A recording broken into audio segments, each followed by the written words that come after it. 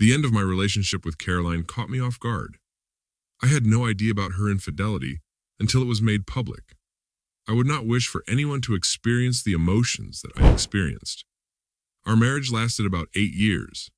Before that, we lived together as a family, but as they say, not everything went well. Before Caroline, I ended my first marriage because I just couldn't understand my wife anymore. A little later, I met Caroline, and I thought I had started my life with a clean slate. My wife's daughter from her first marriage, Natalie, recently left her husband because of his alcoholism. She came to stay at our country house. Caroline didn't work. My income was enough to support us all comfortably. I was responsible for managing used car shipments from Asia, and this job often took me on business trips where I had to solve any problems that arose. Caroline took care of our home. She was an amazing cook, and the house was always spotless and welcoming. I never missed an opportunity to compliment her, and I always returned from my trips with presents for both her and Natalie. No matter the distance or time away, I always came home with fresh flowers. Caroline had an older brother, Samuel, with whom she had always been very close. Their relationship began in childhood. Samuel had a friendly group of friends, and in his youth, they were known for their pranks. Caroline, of course, was part of the circle, and knew David, Andrew, and Ralph very well. When Samuel turned 30, he decided to celebrate this event with us, his childhood friends, and some colleagues. About 20 people came. The party was held in one of the best restaurants in the city, which bore the loud but somewhat bizarre name Voos. Right before the event, Caroline asked me, "Honey, I hope you're not planning another business trip. Can we go to Voos to celebrate Samuel's birthday?" Everything seemed to be going as usual. I'm not leaving, unless, of course, something unexpected happens. I replied that there were no surprises. I put on my best outfit in the evening and went to the restaurant with Caroline. The evening was far from boring.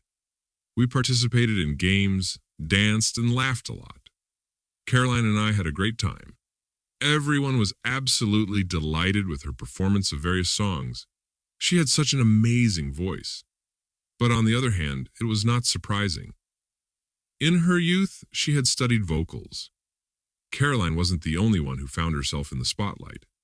Among the guests was Andrew, a longtime friend of her brother, who also turned out to be a talented singer. To be honest, all of Samuel's friends left their mark on the party. David was an outstanding dancer, and Ralph, with his sharp mind, confused everyone.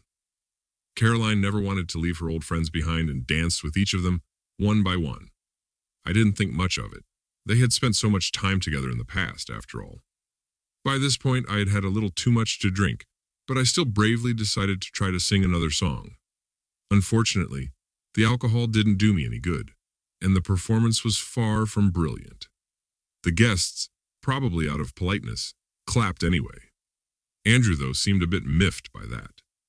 He stood up, cleared his throat, and announced loudly, "Friends, tonight I want to do more than just wish my beautiful woman a happy holiday. I want to confess, no, I want to declare it. We should be together. Enough of hiding our feelings. Caroline, leave your businessman and come be with me. I'm done with these secret meetups while he's away. It's time to settle this once and for all." The room went dead silent. Everyone was caught off guard. Caroline's face first flushed a deep red, and then, as the color drained from it, she shouted at him, "What the hell do you think you're doing, you fool? This is my life. Don't you dare mess it up." I left Voos alone while a real volcanic eruption of emotions was going on inside me. I had bought the country house long before I married Caroline, so standing at the doorstep that night, I made up my mind. I didn't want anything more to do with her. Still, I had grown quite attached to her daughter, and I felt a strong connection with her. I'd probably try to stay in touch with her, especially since I don't have children of my own. Caroline only came home in the early hours of the morning. She couldn't quite summon the courage to meet my eyes. After a long silence, she finally spoke, breaking the tension. "When we were young, we could have been together, but my brother wouldn't let that happen. He believed that Andrew should remain just a friend and not become my husband. I tried to reason with him, but he was firm, categorical, and adamant. Despite the years that had passed, Andrew never gave up and secretly paid attention to my wife. Natalie found out about this and threatened her mother, saying she would tell her father everything, and she kept her promise. As a result, Caroline got divorced for the first time, quarreled with her daughter, and did not communicate with her for many years. They only reconciled when Natalie stopped by my house, and Caroline told her daughter that she had nothing more to do with Andrew. As it turned out, this was a lie. I had been thinking about this all night. Caroline continued in a trembling voice, "How can I fix everything? You mean so much to me, and Natalie, now she sees you as her real father. Please forgive me, I'm done with Andrew." All the feelings I once had for her were shattered at that point. I couldn't forgive her. I decided to act like her first husband, so I could only say one word: leave. That was it. We broke up. Caroline moved in with her mother, and it was time for her to remember what it was like to work for a living. The years passed. I kept in touch with Natalie, and we became very good friends.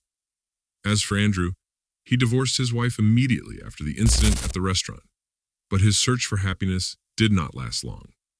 He started having problems at work and had no time to deal with his personal life. Caroline has tried to come back to me several times, but once a traitor shows their true colors, they can never be trusted again.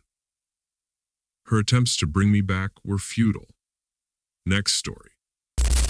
Let me share a bit of my story. Back then, I was working as a realtor, just doing my thing, when I helped my wife's lover buy an apartment. Yeah, sounds pretty wild, right? But at the time, I had no idea who he was. This all happened before the quarantine hit, so life was, well, normal, I guess.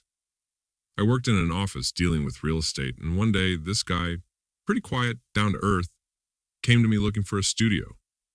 He seemed like a nice enough guy, nothing out of the ordinary. I helped him out, we found a place he liked, and I even scored a nice little discount for him. It seemed like just another transaction, and honestly, I didn't give it much thought after that. But then, this year, out of nowhere, a friend of mine casually dropped this bombshell. He saw my wife walking arm in arm with a guy near this one residential complex. They even went in together and came out with grocery bags. At first I thought, nah, no way. I mean, my wife's always busy with work. How could she be in two places at once? It just didn't add up. But my friend just kind of raised an eyebrow, like, you should think about it.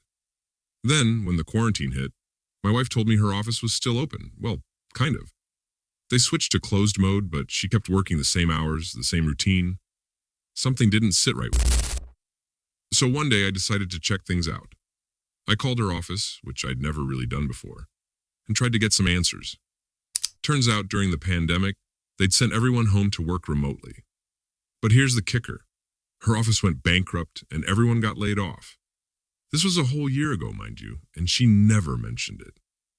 So that night, when she got home, I decided to bring it up. I told her what I'd found out and how I was feeling about all of it. Things were starting to not make sense, and I had to know what was really going on. Her reaction hit me like a ton of bricks, leaving me speechless, and honestly, it still haunts me. She just sat there, totally composed, and calmly confirmed everything my friend and the office assistant had told me. She'd been seeing that guy for over a year. A whole year. I didn't even know what to say. But the strangest part? I couldn't bring myself to tear apart the family, not for the sake of our son. But when I really thought about it, I realized how insane the situation was. She hadn't worked in a year, but every day she'd leave at 8 a.m., supposedly off to her job. Then, at 9 a.m., she'd come back as if she had just finished her shift. And she did all this with zero signs of stress or guilt, completely unfazed. But when I asked her, "What's changed around here?" she didn't flinch. I was caught off guard. Honestly, I hadn't even noticed how much she had been holding things together. The house was still running, dinner was on the table, groceries were stocked, and she spent time with me and our son in the evenings. It wasn't what I was expecting, and I could feel myself wavering, questioning everything. But then her response hit me again. "Well, I'm working, just not the way you think. I got a new job at another company, and that's what I'm doing now," she went on, saying she managed the household finances, helped with the budget, and spent her Cheating Secrets podcast like me.